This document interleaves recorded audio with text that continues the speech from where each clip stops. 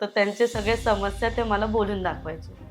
तेव्हा मी ऐकून घ्यायचे, ट्रीटमेंट द्यायचे. पण जेव्हा मी होम व्हिजिट करायला लागले, तेव्हा मला वस्तीची सद्य परिस्थिती दिसली. लोकं राहतात कशी? एवढ्या अरुंद गल्ल्या, एवढ्या छोट्या-छोट्या. तिथं अस्वच्छता, पाण्याची सोय नाही. जिथं-तिथं कचरा टाकलेला. छोटीशी घरं की तिथं माणसं तुरुंगासारखी राहतात. खरं सांगते, आमच्या प्रभागामध्ये स्वच्छता इतकी वाईट अवस्था आहे की तिथं असं वाटतं महानगरपालिकेचं असून महानगरपालिकाच नाही आहे. ही चुकी लोकांची नाही आहे. काही व्यवस्था आहे जी नीट काम करत नाही आहे. तिथं काम करायची गरज आहे असं मला वाटलं. आणि डॉक्टर म्हणून थोडं मी कमी पडेल, एखादं पद भेटलं तर त्या पदाचा उपयोग करून तिथला विकास मला करता येईल.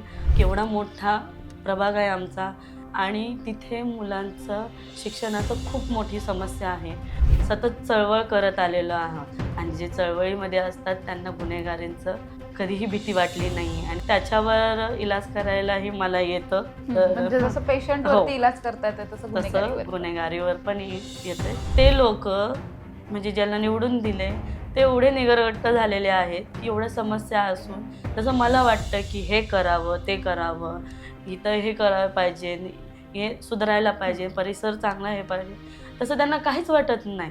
ही निवडणूक जनशक्ती विरोधात धनशक्ती अशी होत आहे.